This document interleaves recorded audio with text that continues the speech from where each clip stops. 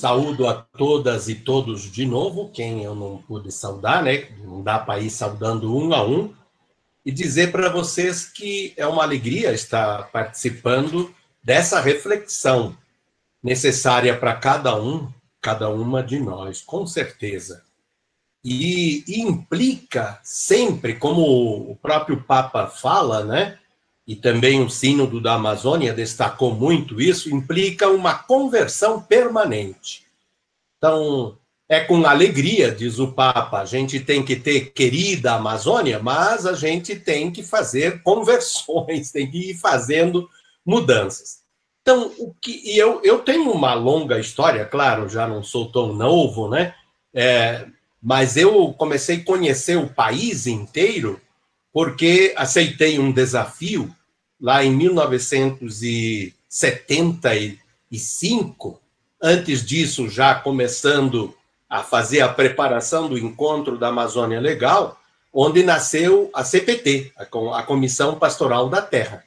Me desafiaram e eu terminei muito apavorado, consciente do risco, mas aceitei essa missão e aí eu comecei a andar o Brasil inteiro. Então eu sou um dos poucos brasileiros privilegiados que andou por todas as regiões do país, e muito na Amazônia, principalmente porque essa pastoral nasceu primeiro voltada para a Amazônia, e aí depois ela vai se ligando com o país, a partir de onde vinham os migrantes para a Amazônia, etc., foi se tornando uma pastoral de âmbito nacional. Depois eu trabalhei na Caritas, atuei inclusive no Fome Zero durante 2 anos. Então, é um tempo longo em diferentes tipos de engajamentos. Mas o que eu vou fazer hoje aqui, em vez de fazer uma exposição apenas teórica, digamos, uma palestra, eu vou, na verdade, socializar com vocês, compartilhar um processo de mudança que eu fui fazendo na minha própria vida. Vocês estão vendo aqui, inclusive, a projeção de um livro que está disponível, e depois o Luiz pode colocar o link, está só disponível pela internet. Ele nem chega a ser ainda um e-book, um livro, agora se fala e-book, nós queremos, inclusive, transformá-lo em e-book. Mas é um livro no qual eu fui aprofundando uma mudança para mim mesmo. Qual é a mudança?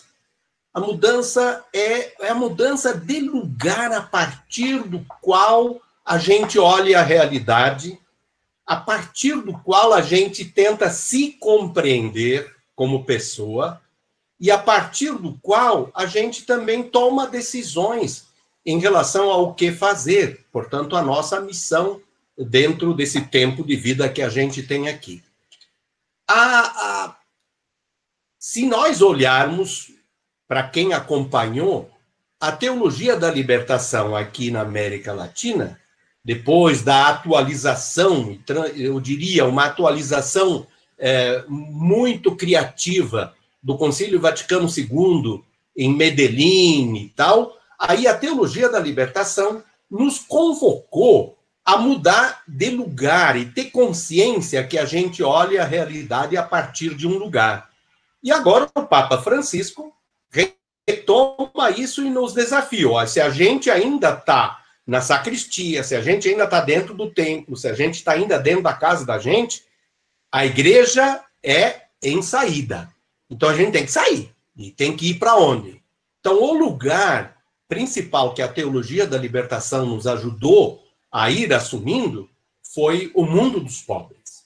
O mundo daqueles que, dentro da sociedade em que a gente vive, são marginalizados, são colocados à parte, são excluídos. Lá nos anos 90, a partir de uma semana social brasileira, nós fomos trabalhando esse conceito exclusão de oportunidade, exclusão social, vai nascer o grito dos excluídos, certo? Então, é estar junto com os excluídos. Esse é o lugar social a partir do qual se deve olhar, inclusive, a missão da própria igreja. e é com os excluídos, e não para eles só que se deve pensar a missão e realizá-la, inclusive a missão evangelizadora. Pois bem, depois do ano 2000, eu pessoalmente fui fazendo uma caminhada que eu acho que mudou o meu lugar de novo. Eu ainda não aprendi totalmente, estou socializando com vocês. Eu acho que ainda ir para o mundo dos excluídos, mundo dos pobres, mulheres e homens, são povos, são comunidades tradicionais, etc., ainda estamos no âmbito das pessoas humanas. Ainda vamos olhar a partir de nós, espécie humana. Isso, de qualquer maneira, por mais que a gente se esforce, vai ter uma dimensão antropocêntrica.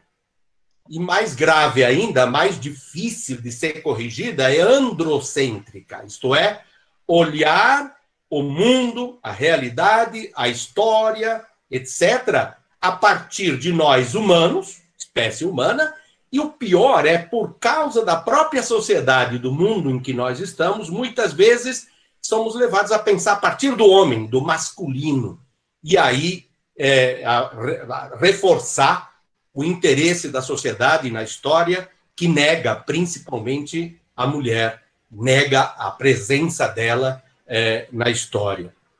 Então, qual é o processo que eu vou fazer de mudança de lugar para tudo? Inclusive, eu digo lugar teológico, matriz, ponto de referência para repensar tudo. Para mim, o desafio foi pensar a vida, pensar a missão, pensar, inclusive, uma coisa complexa como o Brasil, a partir dos biomas. Então, o lugar não é mais o das pessoas humanas. O lugar, se vocês quiserem usar a linguagem bíblica, seria o Éden. E não Adão e Eva. É o Éden. Ele foi criado antes de Adão e Eva. Certo? E ele foi criado com extremo carinho para que então, sim, Deus dissesse, pô, tá faltando alguém parecido com nós, tá faltando alguém com a nossa imagem e semelhança. Então, vamos dar o passo. Então, vem esse ser dentro de uma história que não é exclusiva da humanidade. É uma história da própria Terra.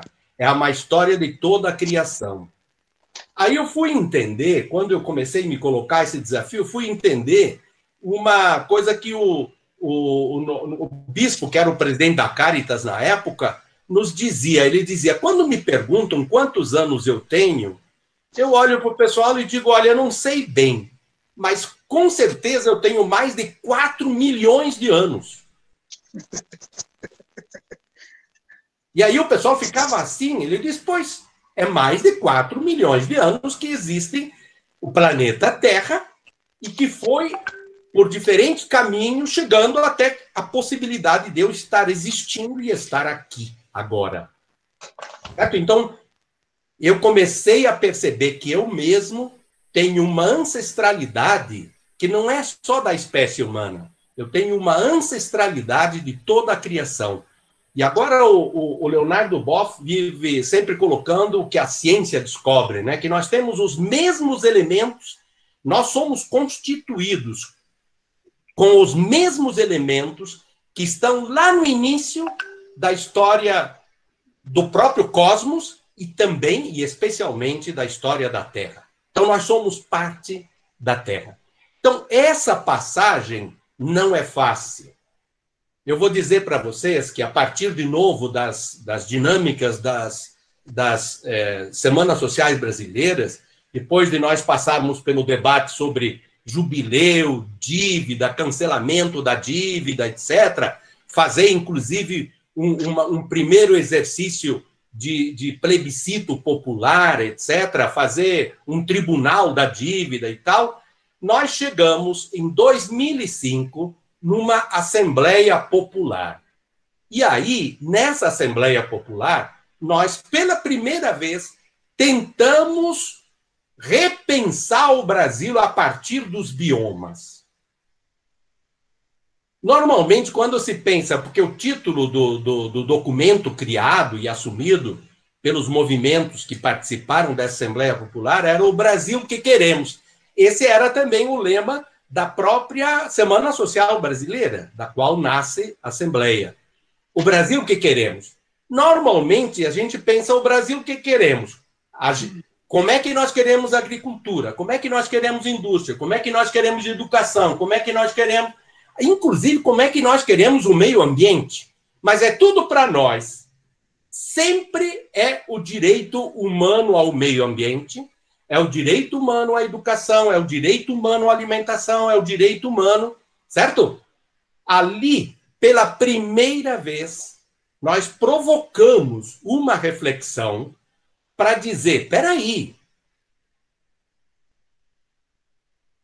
vamos repensar o nosso país e repensar, inclusive, todos esses direitos a partir dos biomas e não a partir de nós. Por quê? Porque os biomas existem antes de nós e eles são vivos, bios, eles são ambiente livre, ambiente vivo. Na verdade, uma tradução que eu faço e trabalho nesse livro que vocês viram anunciado ali, é que o bioma é um berço vivo e fonte de vida. É um berço vivo, cheio de energia vital e fonte de uma imensa biodiversidade. Imensa. Nós não sabemos nem numerar. Isso não é nosso, não é criado a partir do ser humano. Não, é anterior a nós. Então, o bioma existe e é nele que nós vamos ter oportunidades de viver. Certo? Então, a primeira coisa que eu acho que é importante, que tem a ver, inclusive, com essa dimensão de espiritualidade e uma dimensão, até eu diria, de mística profunda nossa, é dar-se conta que pensar a vida, pensar a realidade, pensar uma região, pensar o Brasil, pensar o mundo nosso, o planeta, a partir dos biomas, é a gente relativizar o ser humano ao conjunto da criação. E não absolutizar o ser humano. Não colocá-lo no centro da história e aí sempre pensar a partir de nós. Isso nos levou ao que tem acontecido aí, que é exatamente a expoliação dos biomas, a exploração, inclusive, da vida dos biomas e a exploração dos seres vivos nos biomas, entre eles os seres humanos, inclusive os seres humanos, mas não só. Os incêndios intencionais que nós estamos tendo agora sacrificam a vida dos animais para fazer o direito de algumas pessoas de ampliar o seu controle sobre o território e para poder fazer as economias que eles acham que se deve fazer. Então, repensar a partir dos biomas dá nisso. Eu não vou, evidentemente, nesse pouco tempo, poder fazer a história dos nossos biomas todos, mas o Brasil é extremamente privilegiado porque tem 7 diferentes biomas e dentro desses biomas ainda tem um número muito alto, o que eu chamo ecossistemas. Seriam diferentes formas ainda de organizar a vida dentro de um espaço maior em que tem características comuns na organização da vida. Então, o que tem essas características comuns nós chamamos bioma. E ele é um dado que se dá na geografia, se dá no território, se dá num espaço concreto. Dentro de cada um desses biomas pode ter existem ecossistemas. Isso significa nichos diferentes de formas de vida que compõem, inclusive, esse bioma. Por isso que o princípio da diversidade e da biodiversidade é fundamental para a gente poder entrar nesse diálogo e nessa perspectiva de conversão para repensar a vida a partir dos biomas. Mas eu vou dar só umas dicas para vocês verem como é importante a partir disso. Por exemplo, Nós estamos hoje dialogando muito sobre a Amazônia. E temos que dialogar, porque ela está sendo ameaçada, ela está sendo destruída. Ela está já ameaçada de perder a sua capacidade de repor a própria floresta amazônica, dada a agressão da presença e atividade humana lá. E isso tem consequências imensas, não só dentro da região, dentro do bioma Amazônia, mas para todos os outros biomas. Por exemplo, hoje estávamos discutindo sobre água no Paraná, Santa Catarina, Rio Grande do Sul, e um dos momentos importantes lá foi a reflexão do assessor dizendo: desequilíbrio na Amazônia, menos chuvas em toda a nossa região aqui. Então, a Amazônia é essencial. Agora, vejam só, se a gente retoma toda a história, o primeiro bioma do Brasil não é a Amazônia. O primeiro, mais antigo, eu diria até originário bioma do Brasil, que não é exclusivo, inclusive, da geografia brasileira, do território brasileiro, é o Cerrado. O Cerrado tem mais de 60 milhões de anos. Por isso que quem o estuda com rigor de ciência vai dizer, ele é um bioma antigo, é quase um bioma velho, eu me sinto irmão. E por isso que, uma vez que se tira a vegetação característica originária deste bioma, praticamente é impossível que volte a existir aquela vegetação. Por quê? Porque já é uma vegetação que tem muito tempo incrustada no tipo de solo, no tipo de clima, no tipo de tudo que caracteriza esse bioma que é o Cerrado. Agora vejam, se não existisse o Cerrado, primeiro, mas junto com ele não existisse a Cordilheira dos Andes, tá? Não existisse no outro lado o Oceano Atlântico e no outro lado não existisse o Oceano Pacífico, provavelmente não se teria formado a floresta da Amazônia. Ela é muito posterior.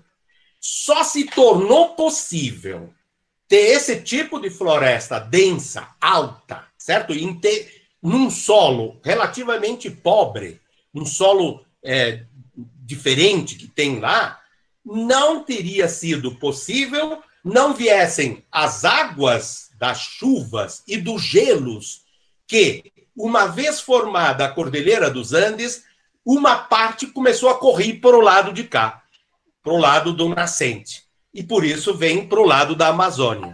Por outro lado, se não existisse o Cerrado mais antigo e alto, um planalto aqui, e com o tipo de características que ele tem, com a vegetação, com o solo esponjoso, e que deixa entrar a água da chuva, que ocupa um tempo do ano, mas que é intensa, aí as raízes das árvores são tão profundas que há árvores que são 7 vezes maiores dentro do solo do que fora. Por isso que se enganaram os que olharam só por fora e diziam, essas árvores não valem nada. Até hoje ficam repetindo os que querem acabar com o Cerrado. Senão, a Amazônia tudo bem, mas o Cerrado não vale nada. Então vamos colocar correntão. Acontece que tem 7 vezes o tamanho do Cerrado para dentro do solo. Estou vendo o Luiz, ele está me dizendo, Ivo, está quase na hora. E eu vou rapidamente só fazer umas pontes para vocês perceberem a importância disso. Então, com as características do Cerrado, o Cerrado se torna um servidor de água para a Amazônia. E junto com o que vem dos gelos, criou aquela enormidade de quantidade de água numa região baixa, e isso criou as condições, junto com o sol, o calor do sol, e cada vez com maior floresta, maior densidade, e aí se forma a Amazônia, certo? Mas do Cerrado vai água para Caatinga, vai água para todo o sul do Brasil. Então, não é só a Amazônia que vai tem a ver com o problema da crise hídrica do sul do Brasil? É a Amazônia e é o Cerrado. E aí eu quero concluir com um desafio, para depois vocês irem aprofundando quanto vocês quiserem. Os biomas antes de nós, o que eu quero dizer com isso? Os biomas antes da presença humana eram berços vivos e fontes de vida criados pela Terra com a presença do Espírito, reconhecido pelos povos com diferentes nomes, certo? E que se relacionavam entre eles, se completavam, tinham uma relação de cooperação entre eles.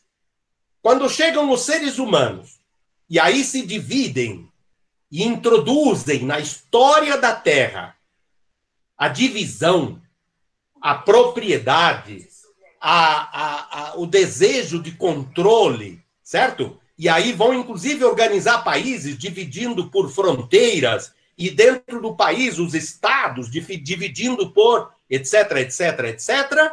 Aí, o que aconteceu?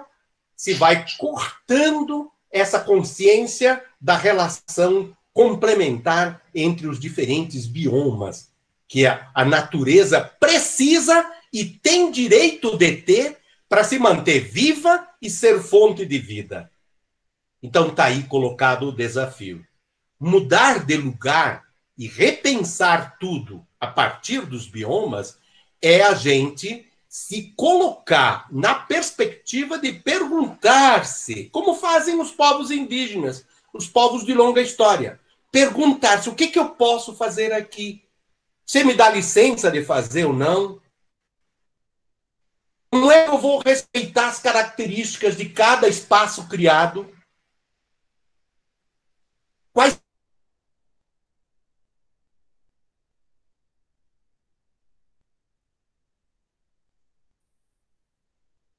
aconteceu isso?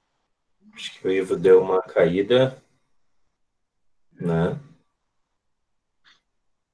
Estava no final já, acho que podemos passar a fala para o Gogó, então agradecer o Ivo pela exposição aí, né? E dando esse panorama geral da perspectiva dos biomas para nós.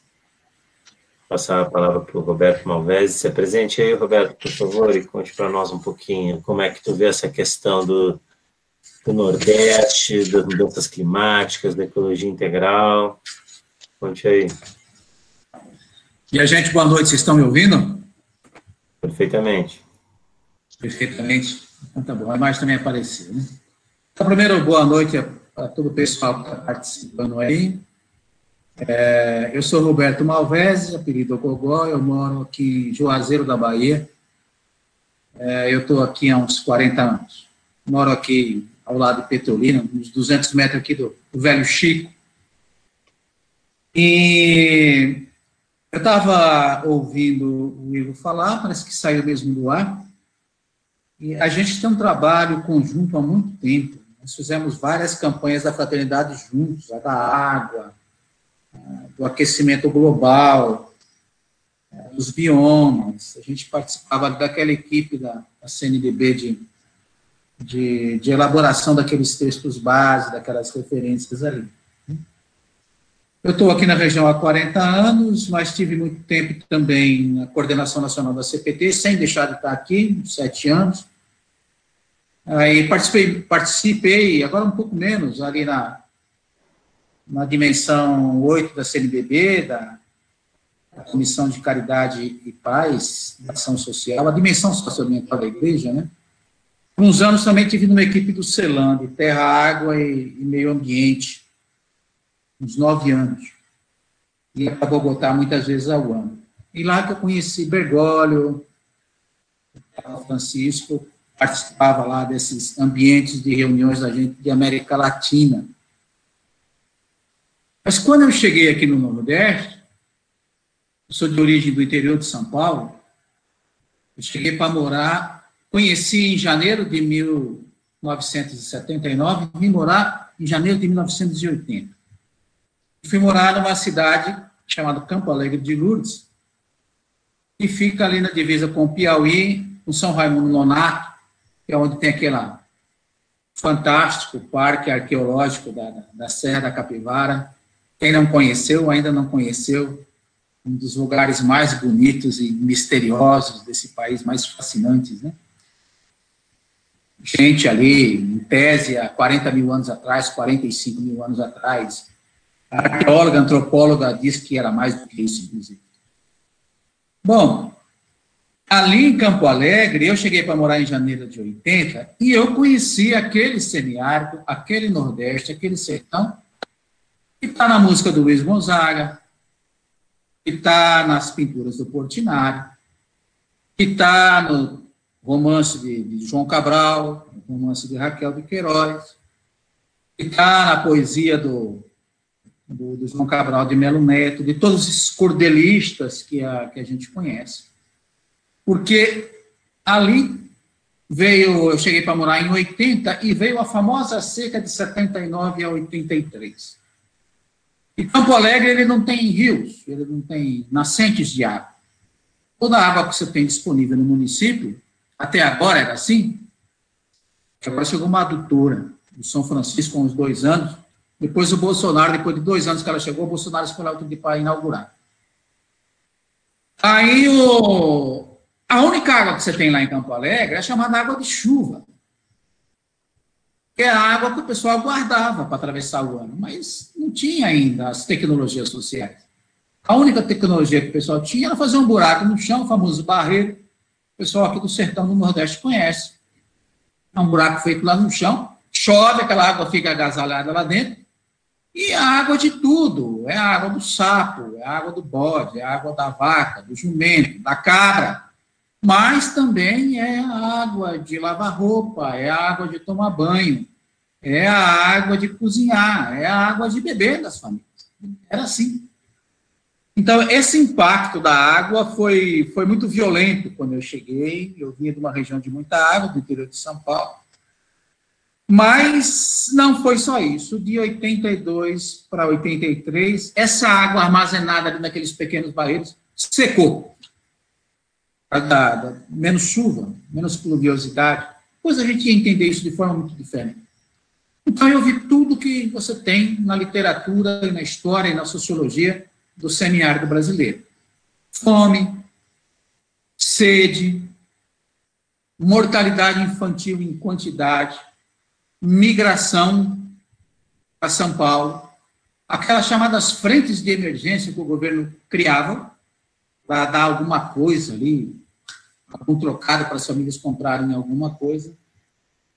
Mas chegou, acho que foi no ano de 83, um dia o pessoal entrou na cidade. O pessoal veio do interior, juntou umas 5 mil pessoas e saquearam.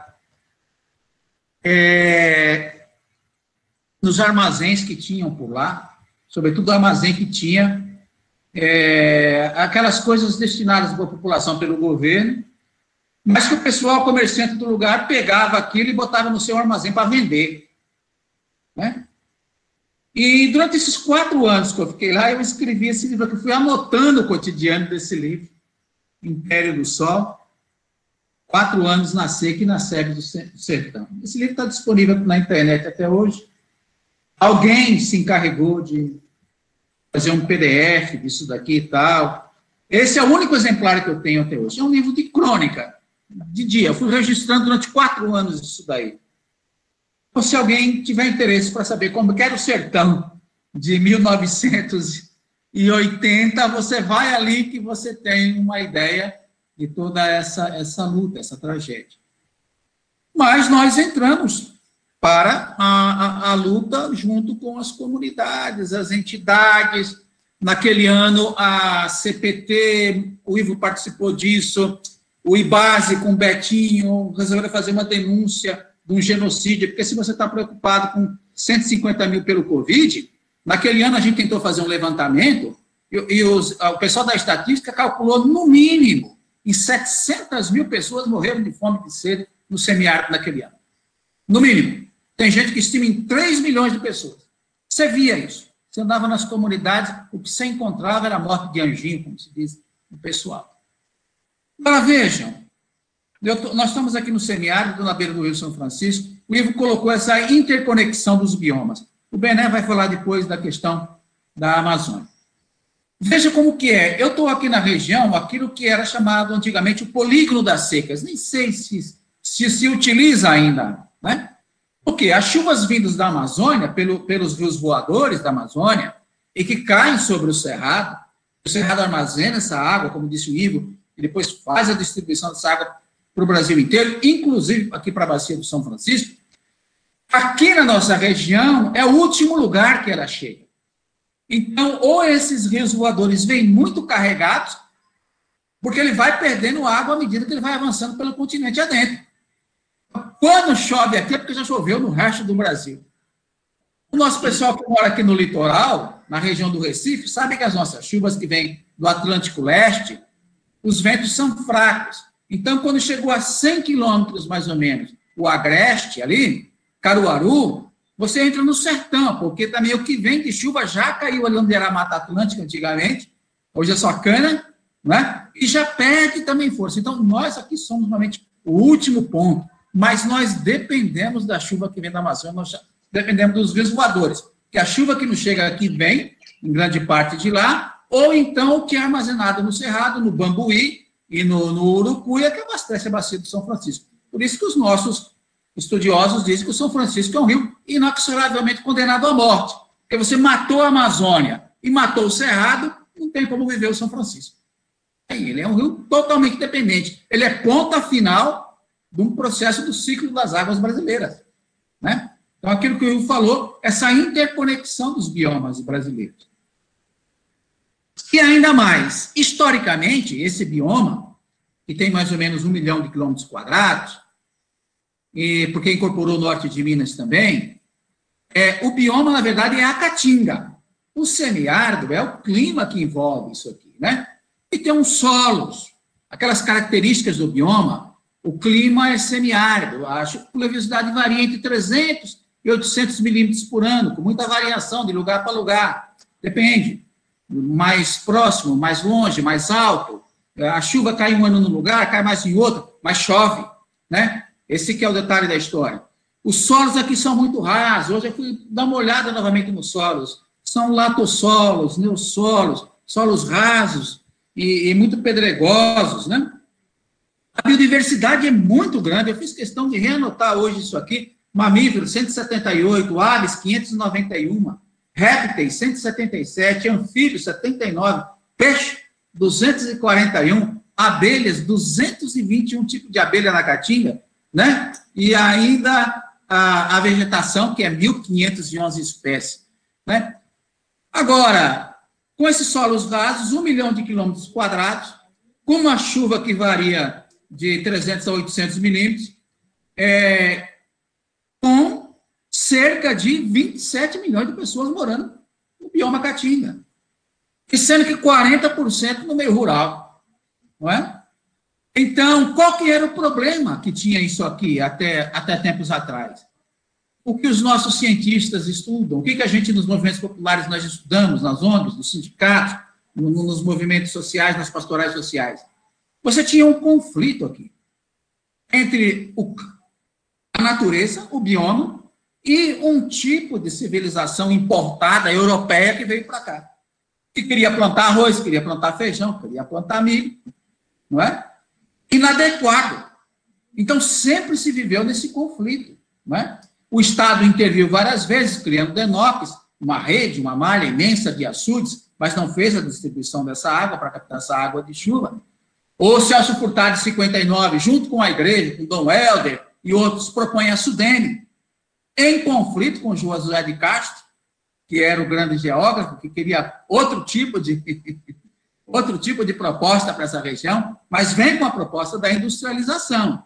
E depois vem a proposta ainda da irrigação, que é essa região que eu estou aqui, que é a vitrine, a menina dos olhos, que é Juazeiro, Petrolina. Mas não respondia e não resolvia os problemas básicos da população, acesso à água, acesso à comida, vida digna, né? Então, aí surge um outro ator no semiárido, que eu acho fundamental, ele quase não é discutido na academia, mas ele foi fundamental nessa mudança, que é a ASA, mais ou menos em 1999, e que vem com uma outra proposta, que é a articulação no semiárido brasileiro, que congrega mais ou menos 3 mil entidades, e você vem, não, nós vamos propor outro paradigma para o semiárido brasileiro. Né? Nós vamos propor o paradigma da convivência com o semiárido. Nós vamos estudar as potencialidades desse bioma. A potencialidade vegetal, a potencialidade animal.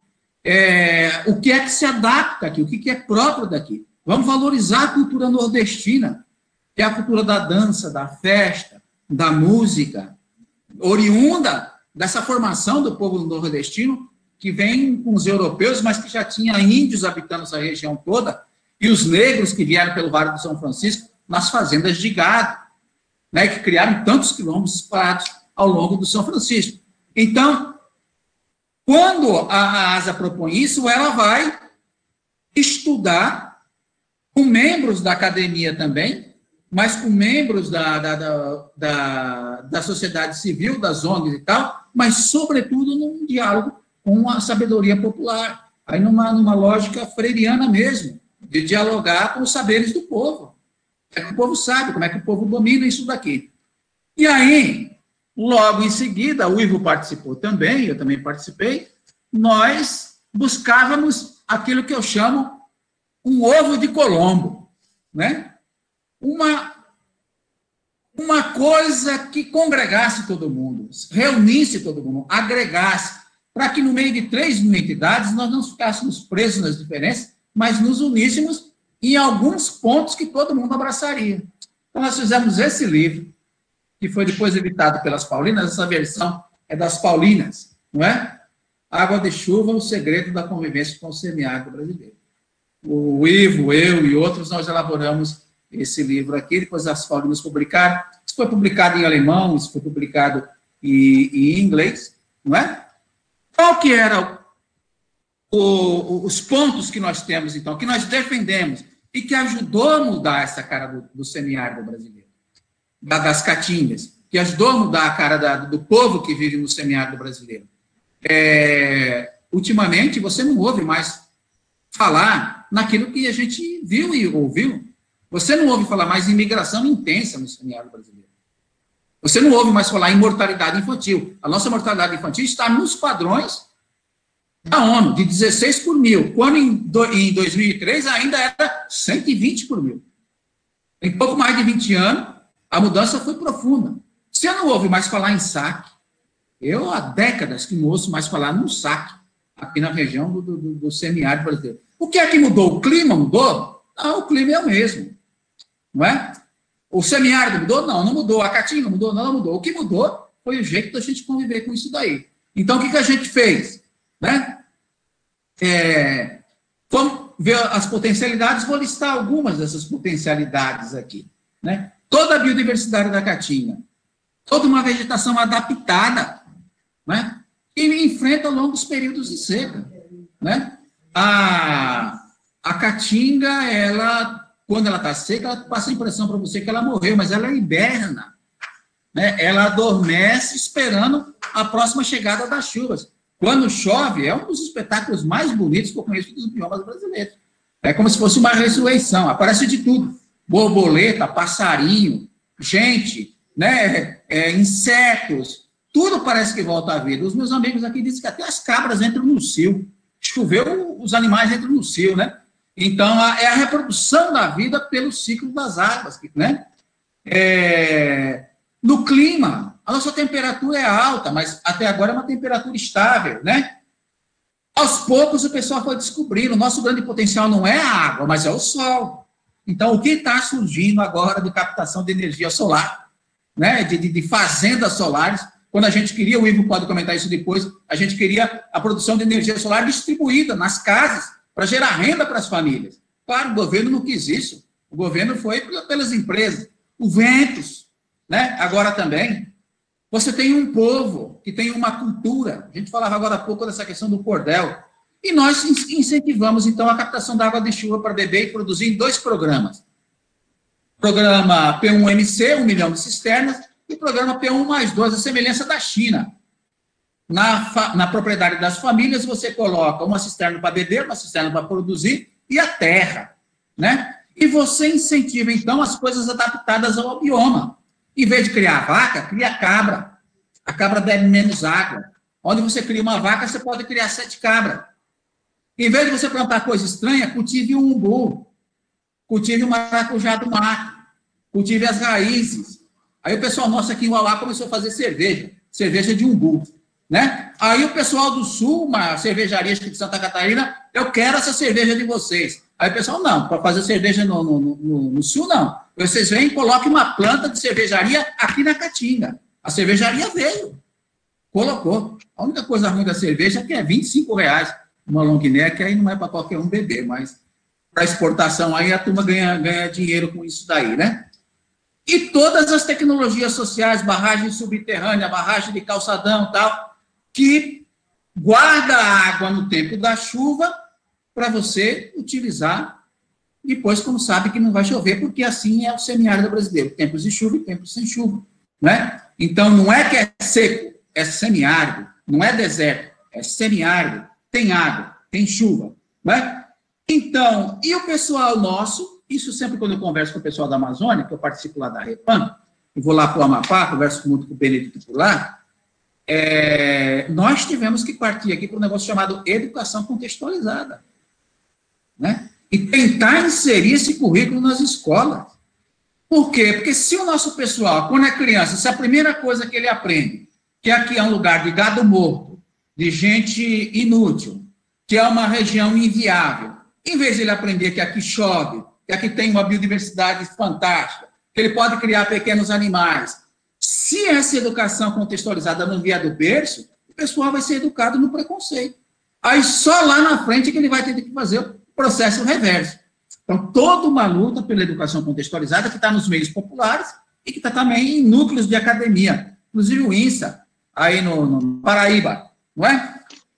Bom, para terminar, para não cortar, não prolongar, o que isso tem que ver com as mudanças climáticas? É simples de entender depois disso que eu acabei de falar para vocês. Se você não tiver Amazônia, se você não tiver Cerrado, não existe semiárido. Se é o último lugar que chove é aqui, das águas que vêm da Amazônia, você acabou com os rios voadores, né? O pessoal já disse, em primeiro lugar é desertificar essa região aí, de São Paulo, Paraná, Santa Catarina, porque nos outros lugares do planeta, você fez essa latitude aí da linha do Equador, lá de Macapá, todos os lugares do planeta do lado sul são desertos. É o Atacama num lado, é o australiano no outro, é o da Namíbia no outro. Só aí em São Paulo, nessa região que chove. Chove por quê? Porque tem a Amazônia. Se não tiver Amazônia, aí também vira deserto. Mas aqui a perspectiva é que nós vamos ter 4 graus a mais de temperatura. Isso significa perda de solos. Isso significa mais perda de água. Nosso problema não é falta de chuva, nosso problema é a evaporação da água, que é 3 vezes mais do que aquilo que cai. Por isso que a cisterna funciona, porque ela é fechadinha e guarda a água para o período sem chuva, né? Então, esse processo todo é de agravamento. E agora nós estamos aí com a batalha da desertificação, né?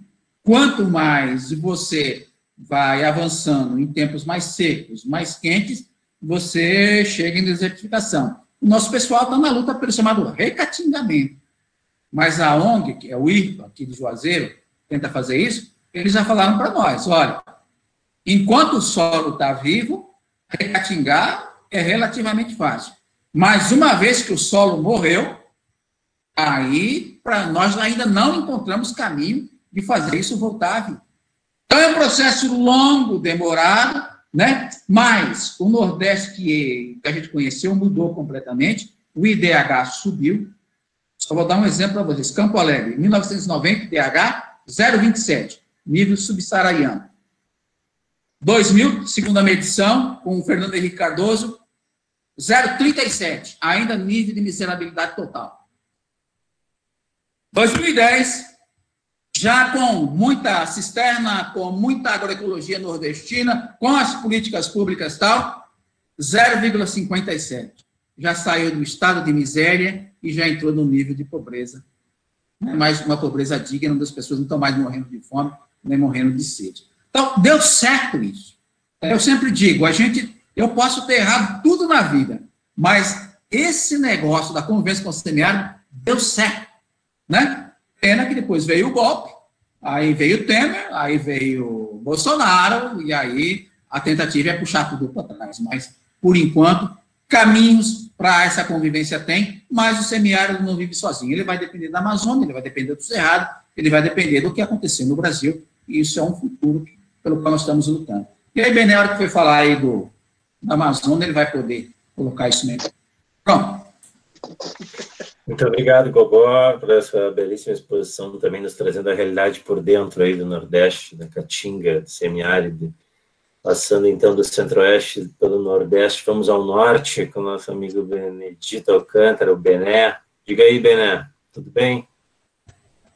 Boa noite, que alegria estar aqui com o Luiz, Gogó, com o Ivo e com todas e todas que se inscreveram. E eu quero trazer aqui, dizer, o meu lugar de fala é o meu lugar aqui da Amazônia. Então, quero saudá-los com o som da floresta.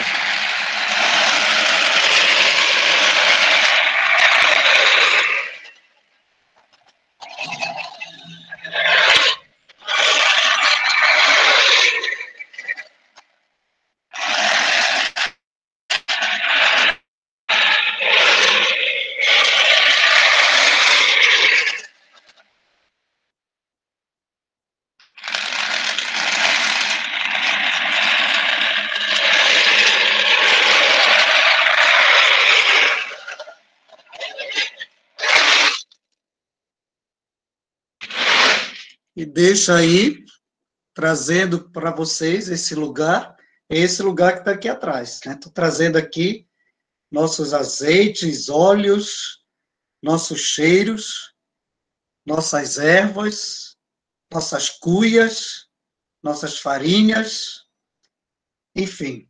Né? Lá atrás, ali, uma manta do povo Runicuí, lá do Acre, né? Nosso chapéu de palha do caboclo, enfim, tudo isso aqui para vocês, e uma simbologia de dizer para cada um, estou passando as nossas águas bentas, as nossas plantas, para cada um de vocês que aí está, tá bom? Então, sejam acolhidos neste lugar de fala meu, aqui da Amazônia, aqui do meio do mundo, aqui da foz do Rio Amazonas, onde esse rio mãe, recolhe todas essas águas que vêm de lá das cordilheiras e vai acolhendo as águas do norte e do sul da Amazônia.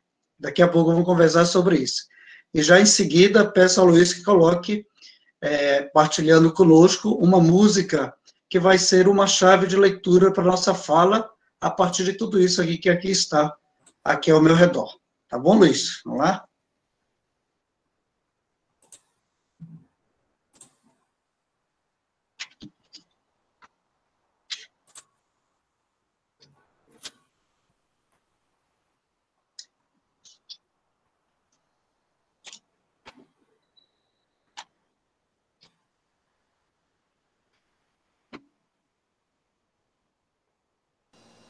Luiz está sem som. Não está saindo o som. Vocês Tem que voltar aí. Não. Vamos ver de novo.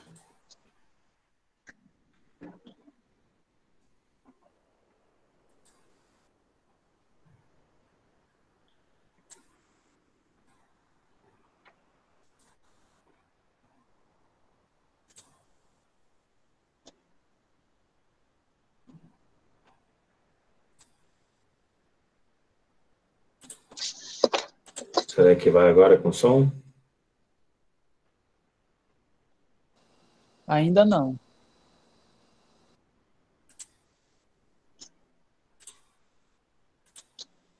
Uma coisa aqui.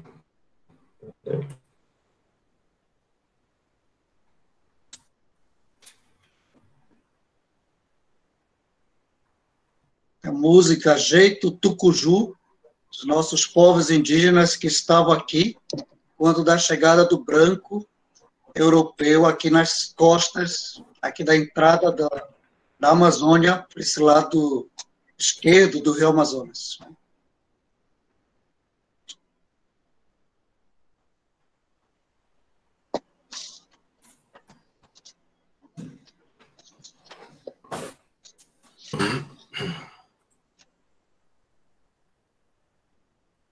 Vamos ver. A sugestão do pessoal é você compartilhar, ao invés da sua tela, compartilhar a guia do Chrome. Eles estão colocando aqui nos comentários. Tá por onde?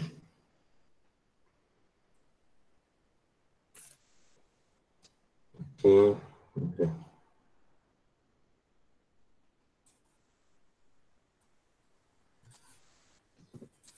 Deixa eu passar o link aqui, vamos ver.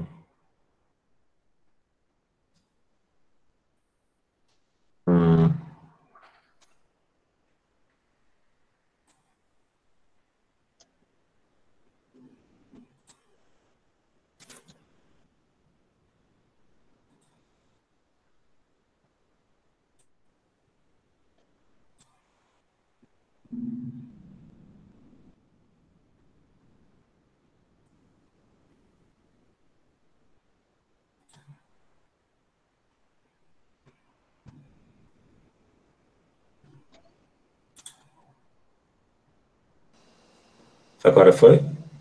Não, o seu compartilhamento está sem áudio. Acho que é porque está no teu fone de ouvido, né? Acho que não. Aí eu não posso nem... Aí. Agora sim. Agora sim.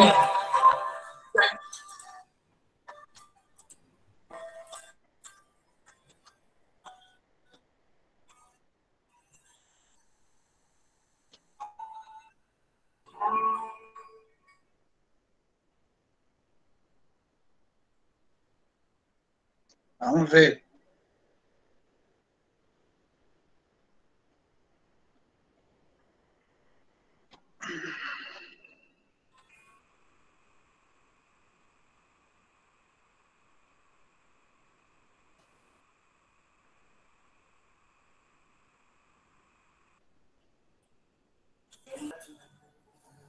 Tá vendo?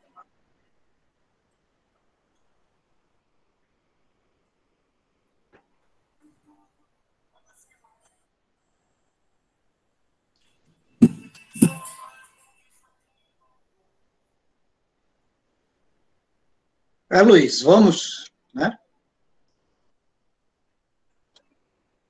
Passa depois, né? Tem? Passa depois, né? Não conseguiu ver? Não, sai um pouco o som, vai e volta, não tá, né? Vamos seguir. Ah, então tá. Então depois eu vou tentar. Tá bom. Mas para partilhar a letra, né? A letra da música do jeito tucuju. Quem nunca viu o Amazonas nunca irá entender a vida de um povo de alma e cor brasileira, suas conquistas ribeiras, seu ritmo novo. Não contará nossa história por não saber e por não fazer jus. Não curtirá nossas festas tucujus. Quem avistar o Amazonas neste momento e souber transbordar de tanto amor, este terá entendido o jeito de ser do povo daqui. Aí, de novo, quem nunca viu o Amazonas jamais irá compreender a crença de um povo, sua ciência caseira, a reza das benzedeiras, o dom milagroso. Não contará nossa história por não saber e por não fazer jus. Não curtirá nossas festas tucujus. Quem avistar o Amazonas nesse momento e souber transbordar de tanto amor, esse terá entendido o jeito de ser do povo daqui. Então, essa é a letra, está num clipe, né? E que traz um pouco, e nos abre uma chave de leitura para compreender, seguindo a reflexão do Ivo e do Gogó, né? Que está tudo interligado. E para compreender um dos biomas, e eu transformei isso em uma poesia logo depois, na época da campanha da fraternidade, e lendo o material do Ivo, eu ousei escrever, né, 2 poemas a partir dos escritos do Ivo, muito bons, e eu chamei ali de os biomas Jardins Suspensos de Deus, né? Jardins Suspensos de Deus. E veio essa imagem ligando também com o que o Ivo acabou de falar, do Éden, né? Daquela criação com a sua harmonia, né? Com a sua biodiversidade, e agora falando desse lugar que aí traz toda essa, expressa toda uma riqueza, toda uma cultura, esse lugar de fala.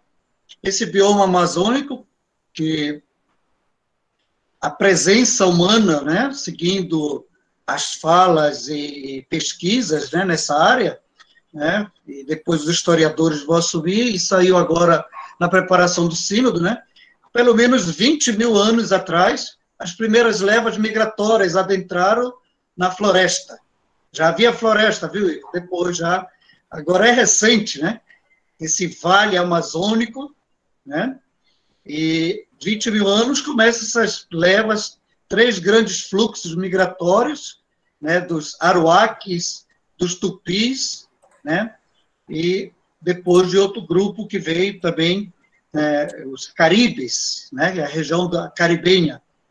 E há 10 mil anos atrás eles disseram, nós vamos morar aqui, vamos fazer a nossa morada aqui nesse vale, nessa floresta, né, nesse vale amazônico, nesse bioma, né, nessa Panamazônia. Se atrás de mim vocês estão vendo ali, né, o mapa da Panamazônia, né, esse bioma, para também a gente superar um pouco essa fala imperialista brasileira.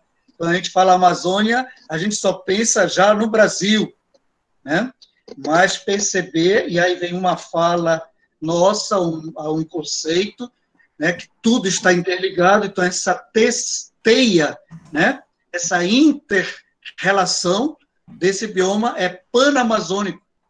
São 9 países. São 9 países. O Brasil, claro, está aí, vocês estão vendo a maior parte, mas atinge os 9 países da gente, né? Então, isso já saber essa presença humana que escolheu e que realizaram um processo intenso de relações, de tessituras, e são relações culturais. E aí, para superar um primeiro mito sobre a Amazônia, né? Um grande mito que perpassou a história, que a Amazônia é um lugar selvagem. E isso o colonizador conseguiu introjectar, né, ao longo dessa história, de que a Amazônia era um lugar selvagem. Daí vieram as consequências até hoje. E, por incrível que pareça, o governo atual, ou o que eu chamo de desgoverno, também olha a Amazônia como lugar selvagem. Ainda, né?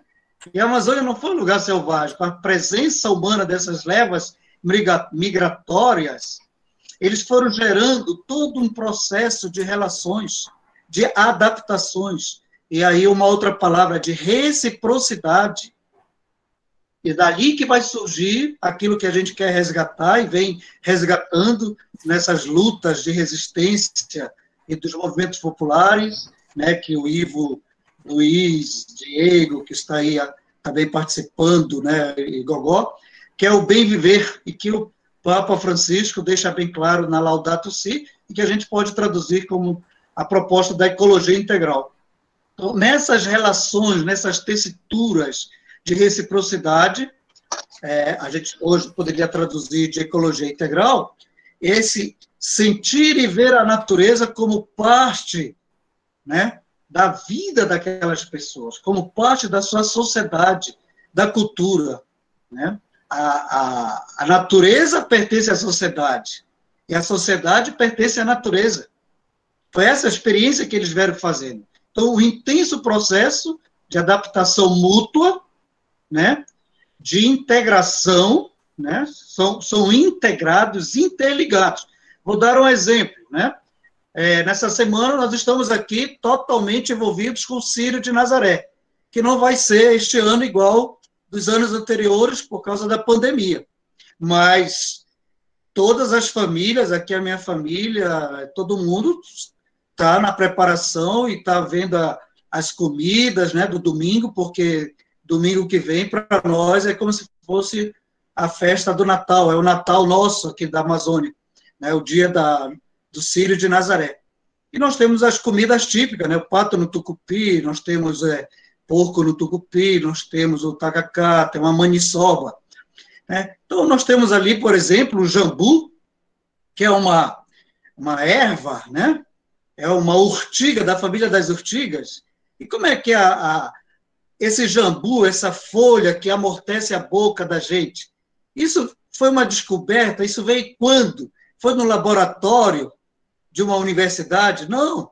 Isso aí são milhares de anos de descoberta, de conhecimento daquele ambiente, da natureza.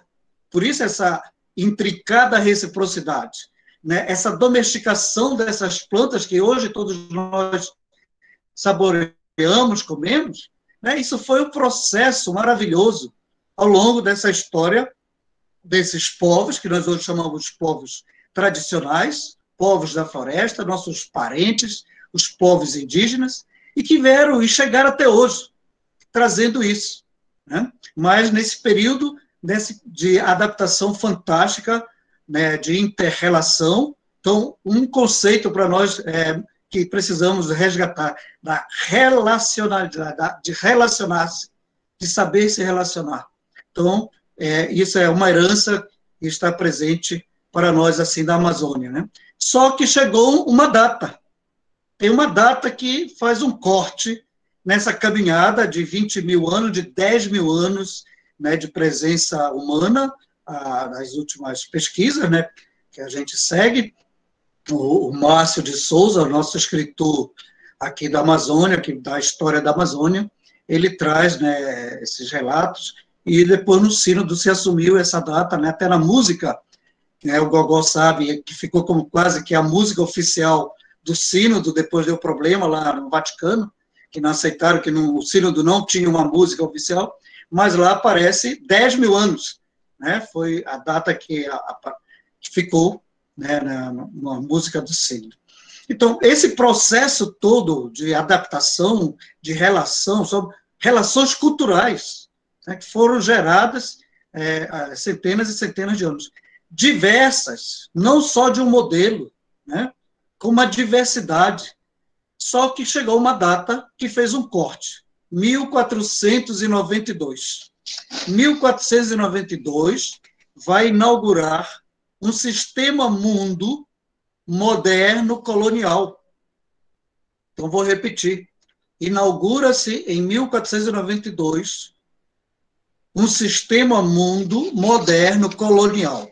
Eu estou me baseando em vários autores, que eu vou apresentar aí como sugestão de leituras, que um deles é o Aníbal Quijano, né, que traz essas reflexões, entre outros, claro, disso vai desembocar na teologia da libertação, vai desembocar na educação, né, da freiriana, né, chamada pedagogia do oprimido, e isso tudo, esse sistema mundo moderno, colonial, que veio impondo uma racionalidade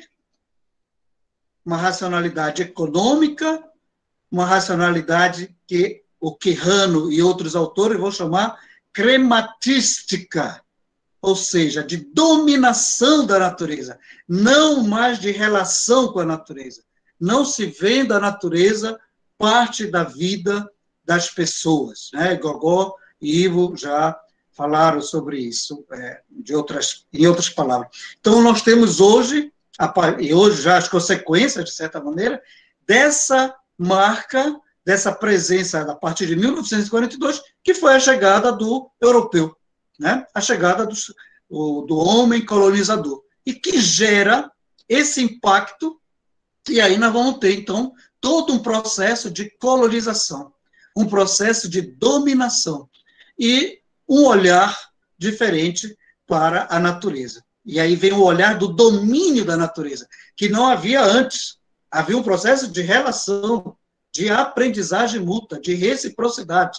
Né? Por exemplo, a nossa famosa em todo o Brasil, faz parte da nossa alimentação, né? Nossa culinária nacional, que é a mandioca. né? Ela foi domesticada há 6.000 anos atrás, né? Mas imagine, antes desses 6.000 anos, quantas tentativas, né? Quantas buscas, quantas descobertas. Isso que vocês estão vendo aqui atrás, né? Andiroba, Copaíba, posso pegar aqui, por exemplo, né? Aqui o Andiroba, né? Não sei se dá para ver, né? Isso aqui é fruto de milhares de anos de convivência com a natureza, de observação, de escuta, de ver, de ouvir, de compreender, de conviver. 1492 em diante, há um novo processo, um processo que a gente tem aí, as consequências que estamos sofrendo, e aí a fala do Ivo, o tema maior, onde a gente está debruçado, em cima das mudanças climáticas, que afetam os nossos biomas, por causa que veio, se implantou, se estabeleceu, né, um novo modo de viver, de adentrar neste bioma, aí a minha fala daqui da Amazônia, e que gerou essa vida, né, que hoje podemos dar outras palavras, do ecocídio, de um terricídio e, portanto, de um genocídio, né? A presença do homem colonizador branco europeu gerou um ecocídio, um terricídio, um genocídio. Não é à toa que a filha de tudo isso se chama a necropolítica, né? A morte da política, a morte da vida em sociedade, da vida coletiva, né? Então, vejam, essa caminhada nossa para compreender, né, este bioma como um jardim suspenso de Deus, com essa tessitura que é frágil, né? Se você observar a Amazônia, aí a música que eu ia trazer, e não deu ainda para a gente partilhar, mas pela letra, quem nunca viu o Amazonas, mas para dizer, quem nunca viu a floresta, quem nunca viu né, este bioma, no sentido não de vir apenas fisicamente para cá, mas de se deixar amazonizar, se deixar compreender, deixar que a Amazônia, eu estou falando agora pela Amazônia, o Gogó falou ali, né, pelo semiárido, pela Caatinga, né, o Ivo trouxe o Cerrado. Então, se você não se deixar amazonizar, se você não deixar que o Rio Amazonas, né, adentre em você, não tem como compreender, né? Então, eu agradeço, inclusive, esse momento nosso, formativo desse curso pela Unicap, que é exatamente de fazer esse processo, né, de experimentar novamente, não importa de onde eu estiver, né, seja ali de Pelotas, eu vi alguém aqui que está lá em Pelotas, lá na ponta, então, do Oiapoque ao Chuí, né, voltando àquela fala, mas de Macapá a Pelotas, aí, então, para dizer, tudo isso aqui que nós temos nesse bioma, ele pode ser protegido, sim, ele pode ser conhecido, sim, ele pode realmente ser, né, apreendido, mas não dominado, né? Como quebrar, né, desafio para nós, essa caminhada de 1492 até hoje, de ecocídio, de terricídio, genocídio. E aí vem o grande dilema, adentrando nos tempos de hoje, né? Como é que nós temos um bioma tão rico, né, tão fantástico na sua biodiversidade, e a experiência dos povos primitivos, o Ivo falava, né, nós estamos na época do antropocentrismo, né, então, a centralidade do ser humano, né, ali, exatamente essa experiência que veio ao longo dessas centenas de anos, seria exatamente da visão biocêntrica, né? A vida como centro de tudo. Então, o ser humano não é o dominador, mas ele faz parte dessa vida que circula, que é frágil, certamente, né? Assim, já falaram do solo, tanto ali no Nordeste como no Cerrado, mas no nosso caso é a mesma coisa, né? A Amazônia, ela tem as florestas fantásticas, exuberantes, mas as raízes dessas grandes árvores, elas estão a poucos metros adentro, não vão nas profundezas, mas elas estão se apoiando uma nas outras. Por isso, quando você derruba uma floresta, uma árvore, aqui na Amazônia, você não derruba só uma árvore. Quando você derruba uma, ela leva outras, porque as raízes estão lá embaixo, interligadas. Uma se apoiando na outra. Então, veja que interessante isso, né? Assim como esse mundo que está lá por baixo, interligado, aqui também em cima, no mundo das águas, as águas que vão interagir, essa água cotidiana, desse vapor que sobe, né?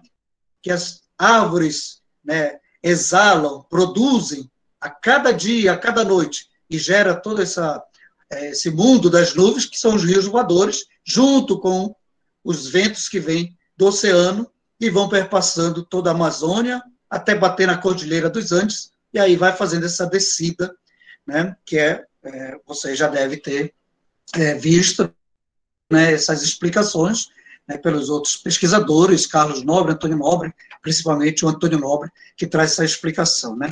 Então, para compreender, né, essa caminhada de um bioma, como já disse, os pensos de Deus, de pessoas que decidiram morar há 10 mil anos atrás, geraram um processo de reciprocidade, e a partir de 1492, a gente tem clareza que se implantou, que se impôs, né, uma racionalidade econômica baseada na dominação, que chamaram de desenvolvimento. E aí a palavra desenvolvimento. E aí nós temos hoje a morte desse envolvimento. Nós não temos esse envolvimento, porque a opção, a escolha, foi no desenvolvimento, que gerou toda essa desgraça que a gente está vendo, a não-vida, né? Aí que eu vou repetir, um processo terrível de ecocídio, de terricídio e genocídio. Mas aí vem o outro lado, outro aspecto. Mas, apesar de tudo isso, apesar de mais de 500 anos de dominação, né, do colonizador branco, dessa presença, né, dominadora que gerou e que nós somos frutos de tudo isso, né, mas não é possível ainda perceber a vida presente, né, no caso aqui do bioma Amazônia? Com certeza, com certeza. E aí vem a nossa caminhada de rever, de descobrir, redescobrir, de escutar, e aí o Sínodo para a Amazônia nos trouxe muito essa pedagogia da escuta. Nós usamos a imagem da caminhada sinodal enquanto navegação. Quem lembra a imagem do Sínodo, aquela folha, né, multicolorida, mas no meio o rio mar, o rio mãe, que foi recolhendo e que acolhe a todos e todas.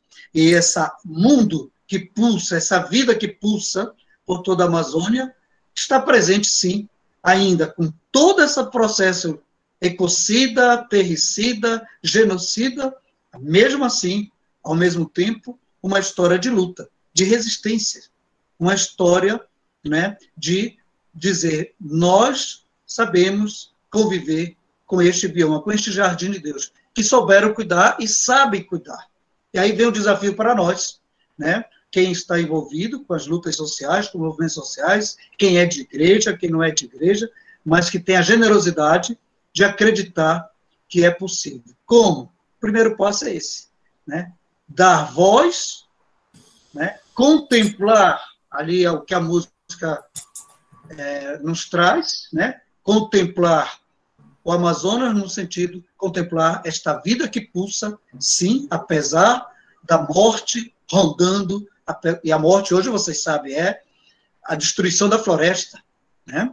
Não é a floresta em pé, é a floresta derrubada, que significa pasto, que significa soja, que significa o agro, que é pop, que é tech, mas que é morte. O agro é morte. O agro traz o ecocídio, o terricídio, o genocídio. Nós temos que ter essa coragem de dizer, de denunciar, né? Esse desenvolvimento, né, chamado desenvolvimento, não cabe na lógica, não cabe na caminhada milenar dos povos tradicionais da floresta no bioma Amazônia.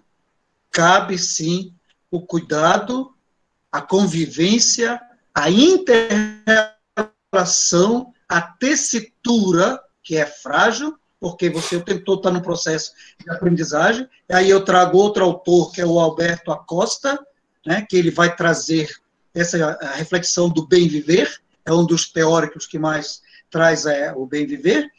Ele diz exatamente, o bem viver é essa frágil tessitura, né, que é a experiência de viveres. Não existe um modelo só.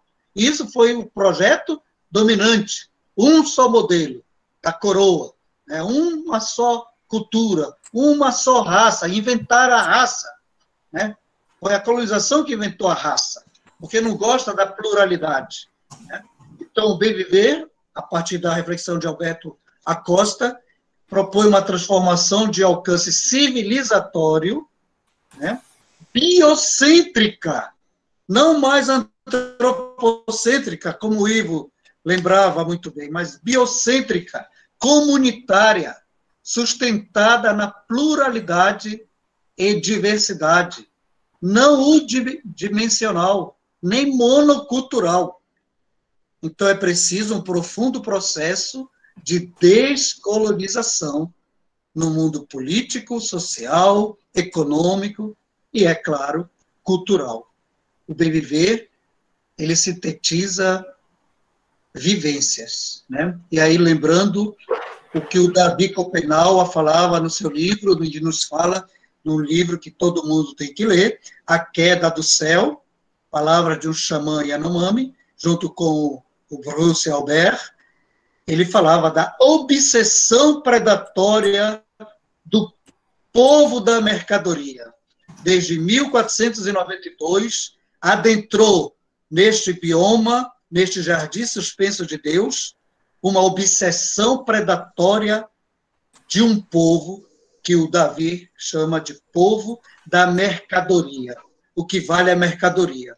E o bem viver, a proposta da ecologia integral é não ser a mercadoria, mas o bem viver, que é a relação comunitária, plural, diversa, da abundância. E aí, para encerrar, Luiz não me diz quanto tempo tenho ainda, que já acabou. Né? No tempo, já, amigo. Está acabando, né? E aí, a proposta do bem viver se traduz para nós como luta, como existência, com a palavra que também vai sintetizar, que é da abundância. Bioma, se a gente partir de uma reflexão teológica também, em qualquer perspectiva, bioma para nós, esse jardim suspenso, o mundo da biodiversidade, o berço da biodiversidade, significa a vida em abundância, é o tempo da abundância, é o mundo da abundância, que é isso que nós temos que resgatar, é o grande desafio para nós, resgatar a abundância que existe, sim. E aí tem experiências diversas, eu acompanho o Luiz também pelo Alma, né, acompanha, e a Repam, o projeto nosso dos Guardiões Ambientais Ribeirinhos, aqui na Foz do Amazonas, nas ilhas entre o Pará e o Amapá, que traz exatamente um processo de formação freiriano, circular, que faz esse resgate da nossa abundância. Nós temos que resgatar a abundância, superar a tentação desses mais de 500 anos do chamado desenvolvimento. Não serve para nós. Serve o envolvimento do bem viver, da abundância. A abundância quer dizer, ninguém vai passar fome, ninguém vai precisar ficar mendigando uma gota de água, gogó. A água é para todos, é um bem comum. A comida é para todos. A floresta nos doa, é generosa, nos doa as suas águas, suas árvores, suas plantas, seus animais, alimento para todos. É essa grande sabedoria que a gente acolhe, que aprende com os povos aqui da Amazônia. Obrigado, Luiz. E aí, não sei se depois vai dar para passar o Obrigado, clipe, mas já... Sim, a gente está no ponto certo aí. Eu vou pedir para o Elton nos ajudar para passar o clipe agora no final da tua fala. Pode passar, Elton, por favor. Obrigado, Bené, pela tua belíssima exposição. Lembrando que a gente vai colocando os links de acesso dos PDFs dos livros no chat aí em tempo real.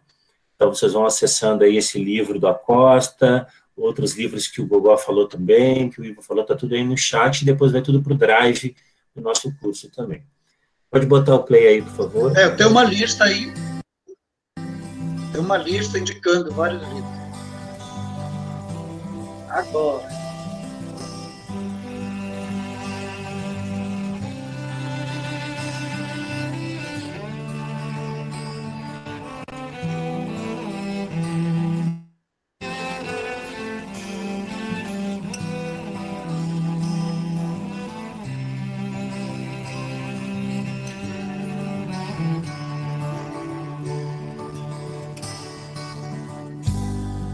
Quem nunca viu o Amazonas nunca irá entender a vida de um povo.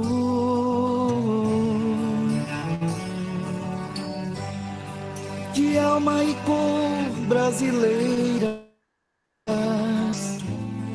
suas conquistas ribeiras, seu ritmo novo.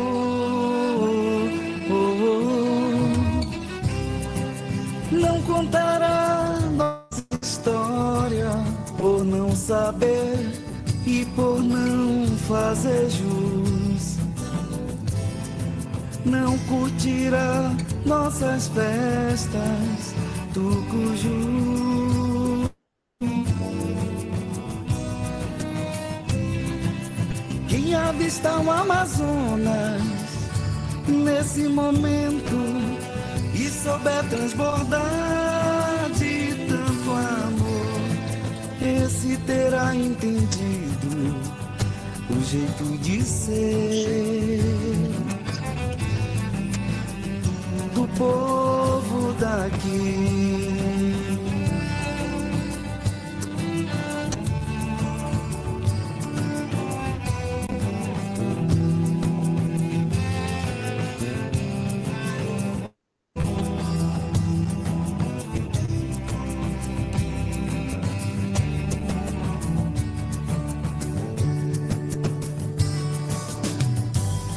Quem nunca viu o Amazonas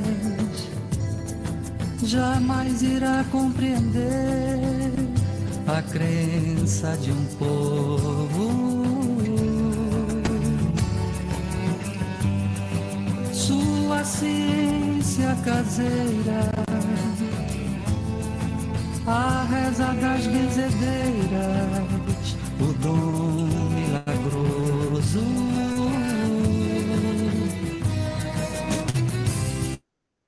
Contar a nossa história por não saber e por não fazer jus. Não curtirá nossas festas do Cuju.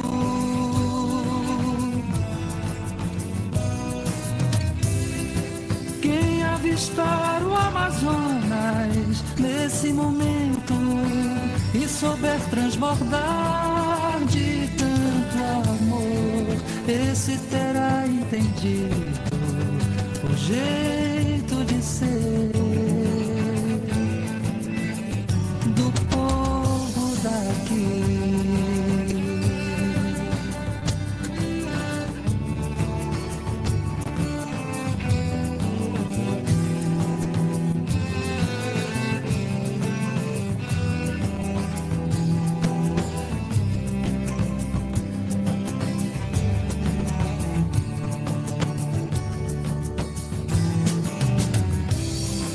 Não contar nossa história por não saber e por não fazer jus. Não curtirá nossas festas do Cuju.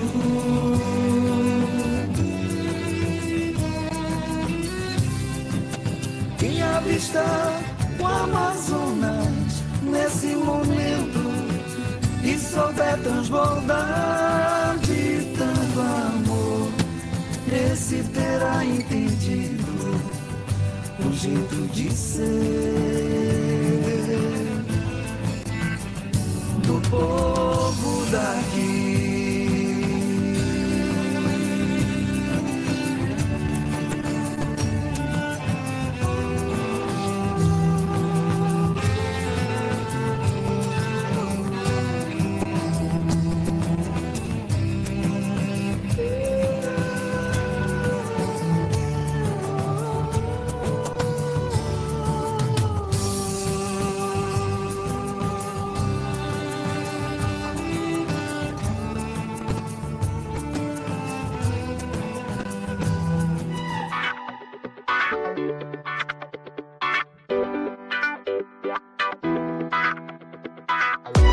Thank you.